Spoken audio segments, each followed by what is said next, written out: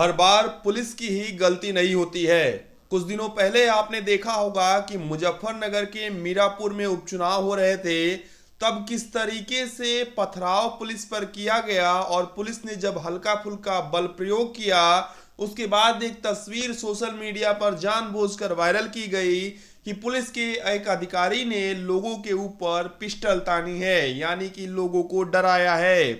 अब पूरा मामला हम आपको बताएंगे, लेकिन सबसे पहले हम बात करते हैं संभल की।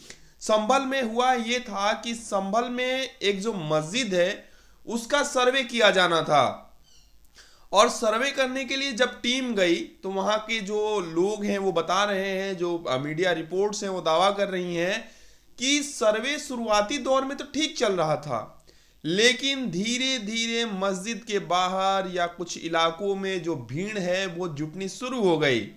इसके बाद क्या हुआ ये भी आप सुन लीजिए। दावा किया जा रहा है कि वहां पर तार घेरने का प्रयास किया गया, लेकिन वो इसमें शायद सफल नहीं हो पाए, यानी कि जो भीड़ थी। इसके बाद आप देखिए कि कैसी स्थितियां वहां पर बनी। लगातार जो पत्थर हैं वो चलाए गए पुलिस प्रशासन पर। पुलिस प्रशासन की ओर से ये कहा गया कि नेताओं के चक्कर में या जो लोग भड़का रहे हैं आपको, उनके चक्कर में आप अपना भविष्य बर्बाद ना करिए। लेकिन उसके बाद भी लगातार जो पत्थरबाजी है वो कहीं ना कहीं पुलिस प्रशासन पर होती रही। इस दौरान कुछ जगहों पर ऐसी भी तस्वीरें आई जहां पर आग जली हुई थी और बिजली के जो तार हैं वो भी उस आग की लपेट में आ गए थे। अब सवाल यहां ये पैदा होता है कि आखिर इतने जो पत्थर हैं वो कहां से आए? क्या ये सुनियोजित रूप से प्रशासन को टारगेट करने की साजिश थी? और सबसे बड़ी बात यह है कि इस दौरान आप देखिए कि जो लोग कुछ दिन पहले मुजफ्फरनगर के मीरापुर के की एक जो तस्वीर है, जो पुलिस वाला जो है वो पिस्टल ताने हुए उसको वायरल कर रहे थे, पुलिस प्रशासन पर सवाल उठा रहे थे, आज वो लोग इस पत्थरबाजी पर चुप है, मौन धारण किए हुए हैं। ये नहीं कह रहे हैं कि आखिर इतने पत्थर कहां से आए, आखिर इतनी भीड़ जो है वो रविवार को कैसे इकट्ठी हो गई, आखिर वहां पर बोरे कहां से आ गए, जहां पर दावा किया जा रहा है कि बोरे में भरकर पत्थर आए थे। तो ये जो पथराव है क्या सुनियोजित रूप से हुआ है? क्योंकि आप देखिए कि ऊपर तक से जो पथराव है वो किया गया है।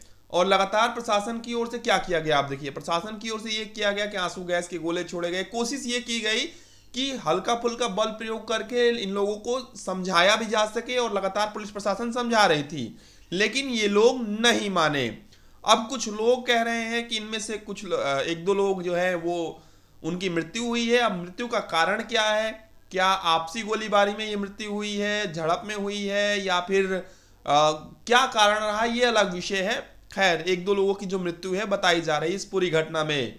लेकिन जो लोग कहते हैं कि इस देश में कानून है, कोर्ट है, न्यायिक प्रक्रिया है, आखिर उन लोगों को अब जो जबकि कोर्ट की अगर हम बात करें, कोर्ट पर भरोसा क्यों नहीं है? आखिर ये लोग अपने हाथों में पत्थर लेकर क्यों आ रहे हैं? आखिर इन लोगों के निशाने पर पुलिस प्रशासन के लोग क्यों हैं? सवाल कई हैं, और निश्चित रूप से ये कह जरूर सकते हैं कि कहीं ना कहीं पूरी तरीके से एक साजिश रची गई है, और इस साजिश के तहत ही इस तरीके की बड़ी घटना को अंजाम दिया गया, यानी कि पथराव किया गया।